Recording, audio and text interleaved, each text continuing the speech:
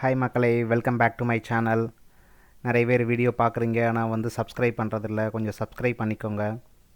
Okay, இன்றைக்கி நம்ம என்ன பார்க்கலாம் அப்படின்னா, நேற்று நம்ம சட்டசபையில் வந்து இவங்க விஜய் அவர்கள் முதல்வர் விஜய் அவர்கள் என்ன சொல்லியிருக்காங்க அப்படின்னா, இந்த சபாநாயகர் வந்து சபாநாயகரோட வரலாறை பற்றி பேசியிருக்காங்க. அதில் என்ன சொல்லியிருக்கிறாரு அப்படின்னு நம்ம பார்க்கலாம். இன்றைக்கி வந்து நம்மளுக்கு வந்து சபாநாயகர் யார் அப்படின்னா ஜேசிடி பிரபாகர் அப்படிங்கிறவங்கள வந்து ஒரு மனதாக தேர்ந்தெடுத்திருக்கிறாங்க. இவர் வந்து இதுக்கு முன்னாடி இப்போ இவர் வந்து டிவிகேல தான் இருந்திருக்கிறாரு. இப்போ டிவிகேல டிவிகே கட்சியில் இருந்து தான் வந்து நம்மளுக்கு ஜெயிச்சு இந்த 1000 விளக்கில் சென்னையில் 1000 விளக்கில் இருந்து ஜெயிச்சு, அதுக்கப்புறம் வந்து டிவிகே சார்பாக ஜெயிச்சு, அப்புறம் வந்து எம்எல்ஏ பதவி வாங்கி இப்போ வந்து சபாநாயகராக வந்து தேர்ந்தெடுக்கப்பட்டிருக்கிறாரு. இவருக்கு வந்து வயது வந்து 73. இவர் வந்து எம்ஜிஆர் இருந்த காலத்திலே இருந்திருக்கிறாரு. இவர் வந்து 1980 வந்து ஜெயிச்சிருக்கிறாரு.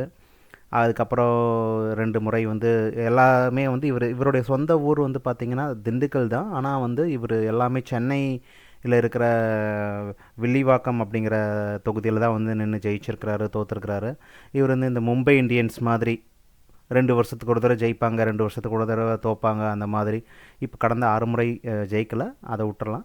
ஆனால் இப்போ இந்த சபாநாயகர் வந்து ஜேசிடி பிரபாகர் அப்படிங்கிறவருக்கு வயது 73. இவர் வந்து இந்த முறை 1000 விளக்கில் ஜெயிச்சிருக்கிறாரு. ஓகே, இவரை வந்து இந்த டைம் சபாநாயகராக அறிவித்து சபாநாயகர் சீட்டில் உட்காந்து அவர் என்ன சொல்கிறாரோ அதுபடி தான் வந்து அந்த சட்டசபையை வந்து இயங்கும். அதில் இப்போ அவர் வந்து அவருடைய இருக்கையில் இருந்து அதுக்கப்புறம் சபாநாயகர் இருக்கைக்கு கொண்டு வந்து உட்கார வைக்கிறதோட வேலை வந்து எதிர்க்கட்சி தலைவரும் அவை தலைவரும் கொண்டு போய் வந்து நம்ம பண்ணணும் அப்படிங்கிறது தான் வந்து காமனான ரூலு. இதுக்கு விஜய் என்ன சொல்லியிருக்கிறாரு அப்படின்னா, ஒரு சின்ன கதை சொல்லியிருக்கிறாரு. இந்த சபாநாயகரோட சீட்டில் சபாநாயகரை கொண்டு வந்து உட்கார வைக்கிறதுக்கு தேவையான கதை, ஒரு சின்ன கதை மாதிரி சொன்னார். அது என்ன கதை சொன்னார் அப்படின்னா, இந்த சபாநாயகர் வந்து பார்த்திங்க அப்படின்னா நம்மளோட இந்த சபாநாயகர் சொல்கிறத தான் கேட்கணும்.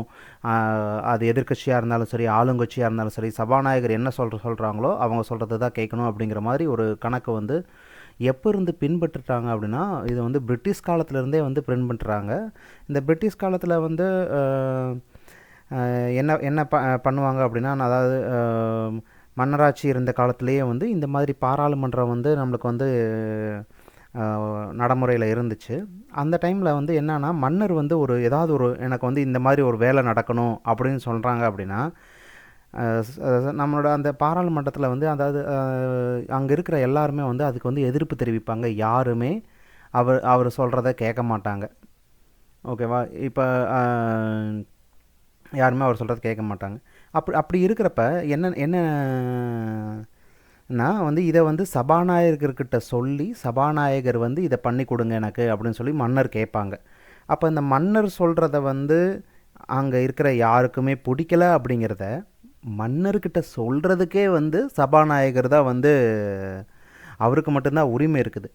அந்த சமயத்தில் மன்னர் வந்து அவர் சொல்கிறத கேட்காம யார் இருக்கிறாங்களோ அவங்கள வந்து கொல்றதுக்கு ஆணையிட்டு இவனை வந்து தூக்கிலிடுங்கள், இவனை வந்து கொன்றுங்க அப்படின்னு சொல்கிறதுக்கு கூட வந்து மன்னருக்கு உரிமை இருக்குது அப்படிங்கிற மாதிரி சொல்லியிருக்கிறாங்க.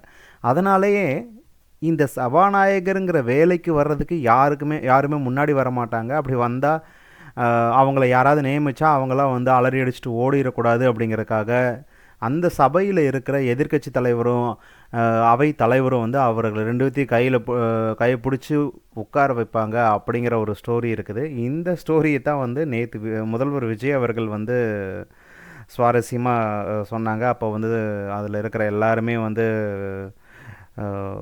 கரவொலி சொன்னாங்க, பெஞ்செல்லாம் வந்து தட்டினாங்க. ஓகே, இப்போ அந்த ஸ்பீக்கர் வந்து அவங்களுக்கு வந்து இப்போ சபாநாயகருக்கு வந்து இங்கிலீஷில் வந்து அந்த டைம்லேயே பிரிட்டிஷ் ஆட்சி காலத்திலே இருந்தே வந்து சபாநாயகருக்கு வந்து ஸ்பீக்கர் அப்படின்னு சொல்லி பேசுவாங்க. நீங்கள் ஸ்பீக்கர் என்ன சொல்கிறீங்களோ இதுக்கு எல்லாத்துக்குமே வந்து நாங்கள் கட்டுப்படுறோம் அப்படின்னு சொல்லி எதிர்க்கட்சி சார்பாகவும் சொல்லியிருக்கிறாங்க, ஆளுங்கட்சி சார்பாகவும் சொல்லியிருக்கிறாங்க. ஓகே, இவ்வளோ தான் இந்த வீடியோவில் நம்ம வந்து சொல்ல வர்றோம். சபாநாயகர் யார், அவரோட வேலை என்ன, அவர் வந்து எப்படியெல்லாம் நம்மளுக்கு வந்து தகவல்களை வந்து சொல்கிறாங்க. இந்த சபாநாயகர் இன்றைக்கி ஒரு சபாநாயகர் இருந்தாங்க.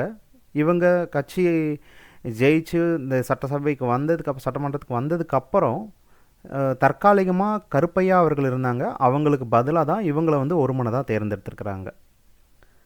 ஓகே மக்களே, மற்றொரு வீடியோவில் நம்ம பார்க்கலாம். சப்ஸ்கிரைப் பண்ணாதவங்க கொஞ்சம் சப்ஸ்கிரைப் பண்ணிக்கோங்க. நன்றி மக்களே, வணக்கம்.